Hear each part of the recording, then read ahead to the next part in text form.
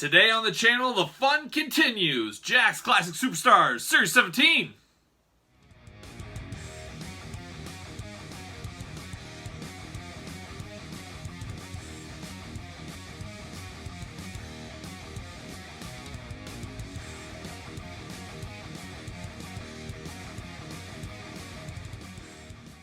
Welcome everyone, Kyle here, back again, and today we're continue our deep dive on the Jakks Classic Superstars series, and we're looking at Jakks Classic Superstars Series 17.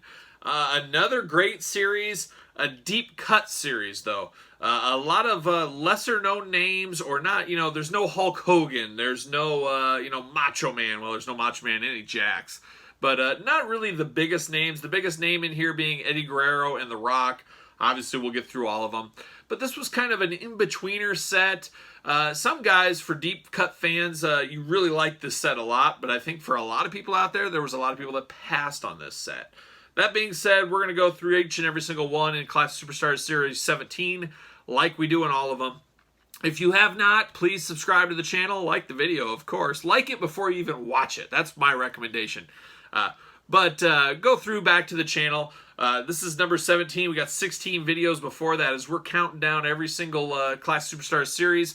We're working our way through the single series right now. Eventually, we're going to get to the Deluxe Classics. We're going to get to the 2-packs. We're going to get to the 3-packs. We're going to get to the boxed exclusives. We're going to get to the 1 of 100s, the 1 of 20s, the employee editions, the rings, the ring giants, the belt packs.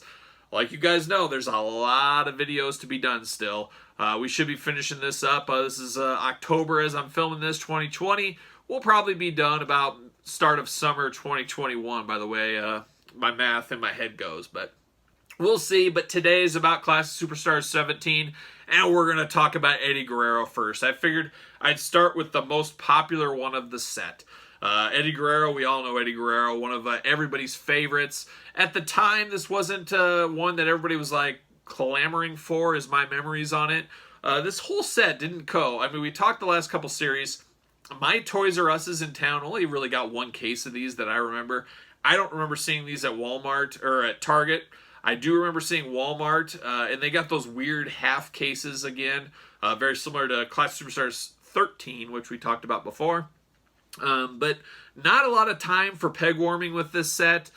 Pretty much from here on out for the single runs, there was no time for peg warming. You didn't see peg warmers. There was a case to your Toys R Us, and that was it. Maybe 2 cases, at least in my area. Maybe the bigger cities of the Houston, Chicago, New York, maybe they got 3 or 4 cases. I don't know. I don't live there. I'm not sure how it went, but if you were, let me know. I'm always interested to know how that went. But this one was kind of one and done. I did buy this set from Ringside Collectibles back in the day, so I got them all in the mail to me, so I was done right away. But I did, and we're going to do this for the first time ever in these classic videos. I've never really shown my loosies, but today I figured, hey, why not? I'll pull out some loose ones, as I bought a lot of these loose in the last 5 years or so, I would say, from this set at least. Some characters that I figured Mattel would never make that I could mix in with some of my elites, and that's why I picked these up, and we'll show those as we go through. But let's start with Eddie Guerrero. A really good Eddie. Not my favorite Eddie in the line, though. I do like some of his earlier appearance ones. This is more of a modern-day Eddie for at the time. This was released in 2008, so this was a much more current-day Eddie Guerrero, which is classic now, which is, we've said it before in the Classic Superstars videos. That's the key to this line and one of the really cool things of this line. At the time, you're like, oh, this isn't classic. This isn't really throwback. But now, some 12 years later, this is totally classic. That's why this line really lives forever. But you love the soft goods, the I'm Your Poppy t-shirt. This is the really early days of soft goods. Yeah, there was a few soft goods in the Bone Cruncher days with Jakks, going back to that like Austin 3-pack. But they did it very sparingly. And then the Classics line really brought that to the next level. And they peppered a few in the Ruthless Aggression line. But this is really the start of soft goods that we know and love today. And the bugs were still being worked out. I mean, you look at this figure, that shirt doesn't fit perfectly. It's a little big. It almost looks like a turtleneck. But a cool figure nonetheless. They did do a version of this in the 1 of 100 Toy Fair edition. We'll talk about that down the line, but it was a little different, but it was based off this figure. The green really pops. Obviously, the t-shirt is really cool. You got Eddie on the side like we always do. There he is on the face there. And the back. Comes with the title belt, of course. There is the back. Let's see. Did he change much from the prototype? Prototype just didn't have the t-shirt on it. So I got to say this is better than the prototype because we get an extra t-shirt. So debuted 1987. 220 pounds. 5'8". Finishing move, the Frog Splash. WWE Champion. WWE Tag Team Champion. WWE Hall of Fame. WWE United States Champion. So not much more to be said about Eddie Guerrero. Could talk all day about him. I do like the blonde highlights in the hair here. I think that is a nice little touch for Jakks going all out on this Eddie Guerrero figure. So there you have it. There's Classic Superstars Series 17 Eddie Guerrero. Let's look at the next one. All right, next up we've got Ken Patera. A bit of a deep cut for some people that are probably younger than me, possibly. Ken Patera was a big name back in the day. You know, I think he was in the Olympics for weightlifting and stuff. Also, very famously robbed a McDonald's in Wisconsin and went to jail. And then they used that into an angle in the WWF back in the day.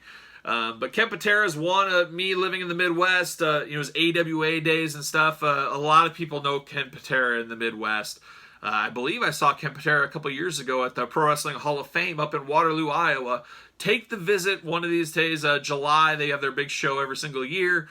I'm always happy to be a part of it, and you can come meet me there. So put it on your calendar, July 2021. I think Trish Stratus, Kevin Nash. There's going to be a lot of big names. Ken Shamrock, the greatest wrestler of all time. I don't know, but for me, maybe. Cheap plug there. But Ken Patera, this was what I loved. I loved getting this. Kids like me, we know back to the old LJN days with Ken Patera, you know, the big muscle man pose. That's a lot of people's introduction to Ken Patera, and that's probably a lot of people know Ken Patera from, is that old school LJN figure. This is a little different decoration on the singlets than that, but very happy to get Ken Patera. I don't think we'll ever get him with Mattel. I would love it, but I just don't know if they would do that deep of a cut in Mattel. Ken Patera, as you can see in his figure here, comes with the deep cut barbell. One of the first figures to come with the barbell. This was the cooler old school. I think they even used this in the Ruthless Aggression, not the Ruthless Aggression, the Titantron figures maybe, into the R3. This is the OG barbell plate, not like the really plasticky one we go with Mattel these days, which later I think Jakks made one very similar. But Ken Patera was the first Mark Henry. They had to put it. I guarantee if Mattel makes him, they put him with the barbell or the dumbbells, just like Mark Henry. I guarantee it if that ever happens. But there you go. There's Ken right there. He does got the dreaded Finley looking down at his feet disease. I hate that with Jakks. But a simple yet beautiful singlet on him. The red, white, and blue, of course. You know, the Olympics and all that kind of fun stuff. There you go. Ken Patera. There he is on the side. That big old hair. And then, of course, the back. So let's see here. Debuted 1973, 256 pounds, height 6'2", finishing move the swinging full Nelson, and WWE Intercontinental Champion. So there you have it. I'm looking at the prototype on the back. I do not see any real differences there, so there you go. This is one of the figures that I really regret not picking up a second one to have loose. I would love a loose one of these. They don't show up a ton. They're a little pricey. But I would, and maybe on my long game, maybe in 2021, it'll be my goal to get a loose Ken Patera figure. Time will tell. We'll see. But I do enjoy this figure. I think this is a sleeper in the line. But I could see a lot of people passing on this back in the day. And unfortunately, if they released him now as an exclusive, or, you know, the Legend of the Pack for Walmart or Target, I could see this kind of hanging on this shelf, unfortunately. But if there's a way to get Ken Patera, I'm all in. Let's make it happen one of these days. Let's look at the next one. Okay, next up we got Ivan Putski. If you thought Ken Patera was a deep cut, Ivan gets us even deeper. All fans up in the Northeast that are probably in their 50s, mid-50s and up, all know Ivan Putski. Some people my age maybe be familiar with his son, Scott Putski. But Ivan was pretty much after my time, 100% after my time, and probably a lot of you guys as well. But a deep, deep cut once again, and given past superstars of the WWF back in the day. I doubt we'll see a Mattel Ivan Putski, so this is pretty much our one chance at Ivan. But cool nonetheless. A very simple figure, as you can see. Red trunks, very easy to make, a very easy figure to get in the line. But once again, Jakks nails it out of the park with the head scan, head sculpt, whatever you want to call it. Just a beautiful figure there. You can see he does come with the ring bell. Little known fact about Ivan Putski and the ring bell. He used to carry that town to town. He'd put it in his trunk. They trusted him with the ring bell. These old ring bells were very heavy. Very, very heavy. And he was the Polish power strongman. So he was one of the only people that could haul that ring bell town to town. So that is why he came with his magical ring bell. I might be off on that. If I am, somebody double check that. But I'm pretty sure I'm right. Ivan Putski on the side there. You got his picture. Look at that head. That's awesome. Looks great. And then, of course, you got the back. And then his prototype. Really zero changes on the prototype. The only thing I see is his left hand was open in the prototype, closed in this one. Couldn't really change it too much. A very, very simple body. A very simple figure and cost-cutting figure for sure. But one I'm happy to get in the line. Let's read the back. Debuted in 1990. Well, that's wrong. He did not debut in 1990. Maybe his son was debuting in 90, and that's probably even too early for him. But definitely did not debut in 1990. He was not born in 1990. He was long retired by 1990. Weight 285 pounds, 5'10", finishing move, the Polish Hammer. WWE Hall of Fame, WWE World Tag Team Champion, one Ivan Putski. And what do you know, I did pick this up maybe 1 or 2 years ago off eBay. $10. I remember just saying, what a screaming deal. $10 shipped. Ivan Putski. Got the loose one right there. Looking good. But a very plain Jane figure, as we said. So there you have it. There is Ivan Putski. Let's take a look at our next one.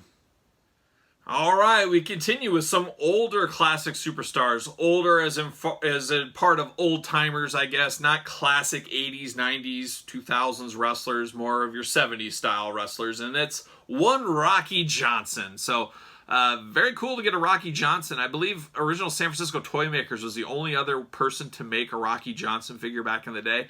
As a lot of you guys know, sometime in November, it should be November, December, we are actually getting a Rocky Johnson Elite figure from Mattel. So very cool. I gotta think part of that is because of, obviously his son is The Rock. So I think that has helped Rocky Johnson's legacy over the years. It has to have. I'm not sure if Rocky Johnson would get a Mattel Elite if Rocky wasn't his son. He would be deserving of one, that's for sure, but I just don't know if that would be in the cards, just kind of the way we see some of the guys. But I do like the looks of that Mattel Elite Rocky Johnson. He's got a robe. Always loved the soft goods. This, once again, is a bit of a plain Jane figure. But really cool at the time to get it, that's for sure. We later got Tony Atlas in a single pack, and we got a 2-pack with Tony Atlas and Rocky Johnson. And then we got a Rocky Johnson 3-pack even. So we'll get to those down the line. But there's Rocky Johnson right there. And you got it on the side. There's his face. Good head scan as always with Jakks on these classic older guys. There's the back. I believe the prototype is pretty much the same. Once again, there's not a lot different you can do with the prototypes to the figure when it's this simple of a figure. He does have his 2 tattoos on his chest, which is a nice touch, the 2 birds. Always remember that. When I think of Rocky Johnson, I always think of those 2 tattoos for some reason. Rocky Johnson debuted in 1966, 247 pounds, 6'2", finishing move the drop kick. Titles WWE World Tag Team Champion with Tony Atlas, who we talked about earlier.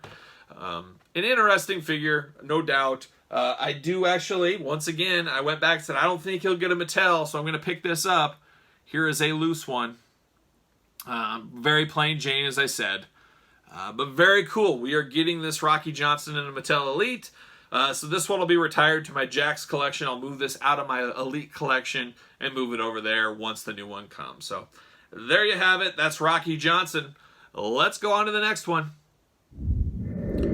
Well, we did Rocky Johnson. No better place to start next would be The Rock, Rocky Johnson's son. So I believe this is the first time we had a father and son in the same set before. Later on, we know with Jakks Classic Superstars tag team sets, they did a whole wave of the tag teams of father-son, father-daughter packs, which is pretty cool. That was at the dying end of the Jakks 2-packs. But Rock, Nation of Domination Rock is what this one is called. There you go. Look at that. It comes with the soft goods shirt. So the second figure with soft goods shirts here. Microphone, title belt. A really good figure. I just always hated kind of the basic manager style legs. Made him kind of tall. I don't know. But an alright figure. Rocky always sold well, but you can see Nation of Domination Rock on the side. The big old sideburns there. Gotta love that. But you always got to mix the Rock in. I would say him and Eddie Guerrero are probably the most popular out of this line for sure. Series 17, there's the back. Prototype, pretty much the exact same. I love the eyebrow raise on the head scan. You got to like that. So that was one of the first ones that really noticed on that. Rock, Nation of Domination, debuted 1995. Weight, 275 pounds. Height, 6'5". Finishing move, the People's Elbow. Titles, Undisputed WWE Champion, WCW Champion, World Tag Team Champion, Intercontinental Champion. So there you have it, The Rock. But a new Rock and a nice one to use soft goods. Like I said, didn't happen a whole lot. This jacket was a really cool feature. Obviously, this was the only time they used it. Not as excessively baggy, I feel, as the Eddie Guerrero we saw earlier. So a really cool one. One I never picked up loose, didn't really feel I needed to. But I wouldn't turn it down if the opportunity came my way at a nice price. But there you go, The Rock, Nation of Domination version. Let's see who we got next. All right, next we got a heavy hitter, no pun intended. We got Typhoon of the Natural Disasters, as we all know, with his tag team partner Earthquake. I would have loved to have seen a tugboat in the Jakks Classic Superstars line. I gotta think that was planned at one point. I believe it was. Just never happened. We did get a tugboat in the Mattel versions down the line, but Typhoon, probably his most iconic character. I don't know. Tugboat's got some love after all these years, but I think most people remember him as Typhoon or possibly the Shockmaster, which we did get in Classic Superstars. A lot of people think Mattel was the first. We definitely got Fred Ottman represented in the Classic Superstars line. Once again, they use the giant body, which works but doesn't work.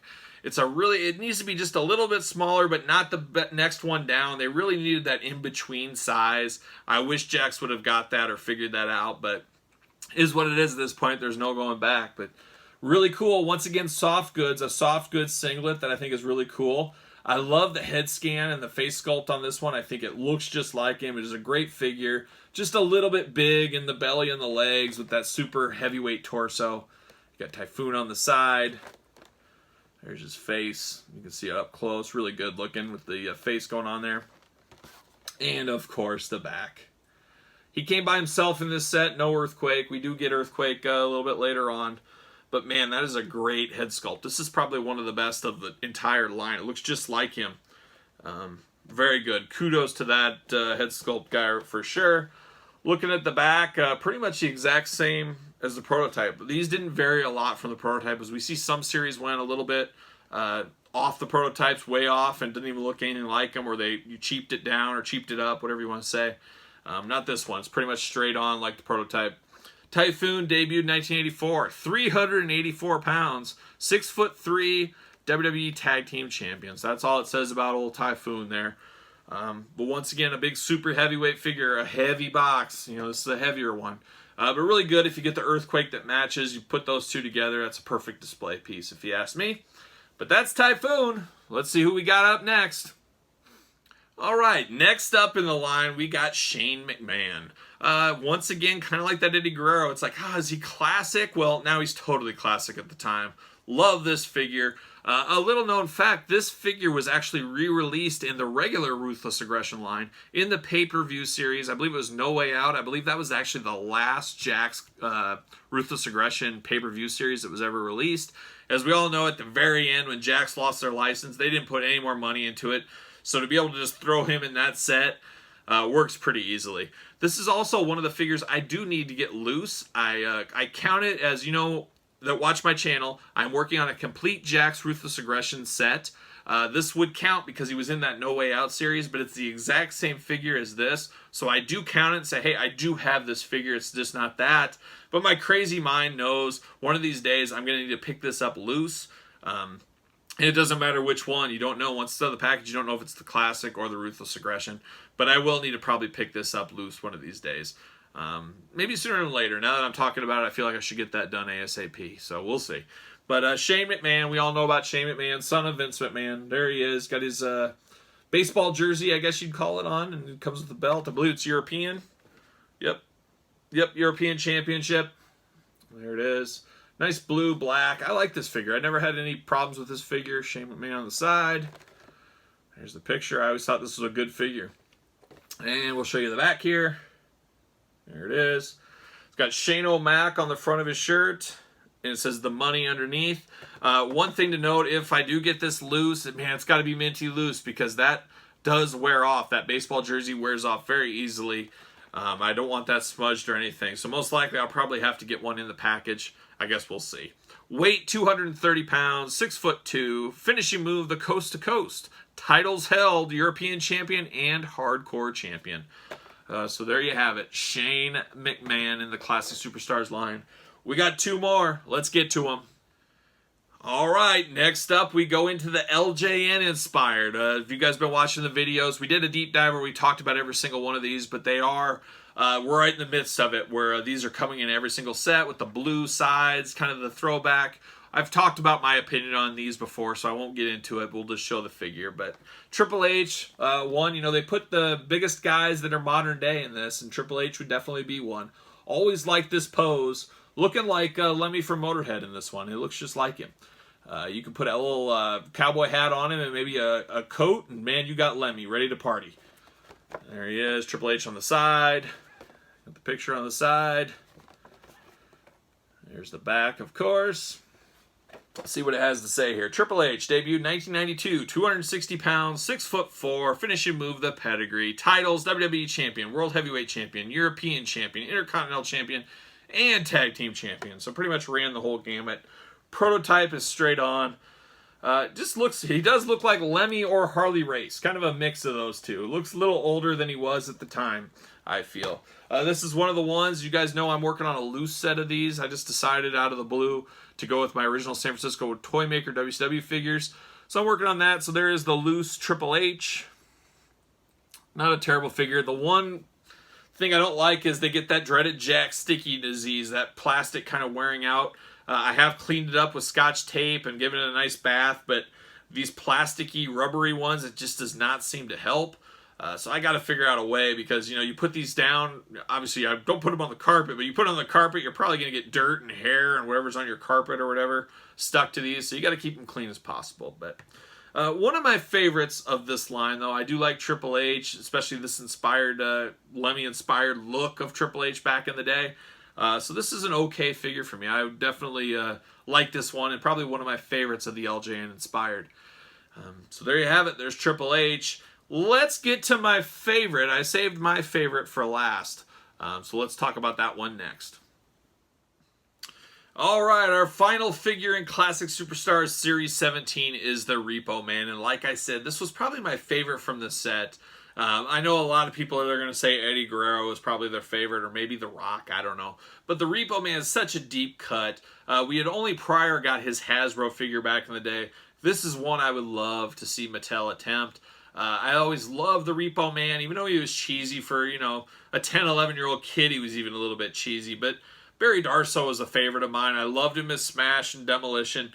So I thought he did as best as he could with this character. And it's a figure that, you know, people remember to this day. So the Repo Man is here. A really cool figure. Like I said, Mattel, please get me this one. I would love to see it. There he is. He comes with his trusty crowbar, of course, for repossessing things. What else would he need it for? Comes with the overcoat around it, which hit and miss. Not a big fan of that overcoat, but is what it is. Would love to see a soft goods one with Mattel. There he is on the side. Got the burglar Lone Ranger type mask on. And then you got the figure right there. The back, pretty much the exact same, except the only difference was the open hand on the prototype. I don't know why they always, that must be the de facto prototype one they use. Debuted 1984, 290 pounds, 6'2", finishing move, the arm bar submission. For the life of me, I don't remember Repo Man's finishing move. I don't really remember that. Maybe it was the arm bar submission. Titles, WWE World Tag Team Champion, obviously with Demolition, not as the Repo Man, at least that I remember. This is one, like I said, I want really bad for Mattel to make, but I had to put this one in my collection. And there you have it. Really cool on the back. He has, look at that. It says Repo, but it's got all the states in there. A really nice touch. I even see Iowa. Yep. Louisiana, Nevada, Oklahoma, Texas, Tennessee, New York, Oregon, Montana, Alabama, Hawaii, Maine, Utah, Vermont, Connecticut. The tire treads on the elbow. A solid figure. A little bit taller than it should be probably. But a cool one nonetheless. The Repo Man. So there you have it. That's Jakks Classic Superstars 17. An interesting set. Almost a transitional set, if that makes sense. This is where they're getting harder and harder to find. You didn't see them pop up at the stores as we've talked about as much. I don't want to say it's the dying day quite yet, but we're getting close to the end of the Classic Superstars single line run at least. But really happy we got a lot of deep cuts in this one. That's why this set on paper maybe a lot of people don't like, but when you look at it and you go through it with some of these deep cuts that we really haven't got figures from, very, very cool for me. Very good set. So there you have it. Jakks Classic Superstars Series 17. Hopefully you guys enjoyed. Like the video. Subscribe to the channel. Put those notifications on so you know when the next Classic Superstars video is, or any of the other videos on the channel. And for the Repo Man especially, I'm Kyle. We're done with Classic Superstars 17. I'll see you next time for Classic Superstars Series 18. And we'll see you guys all real soon.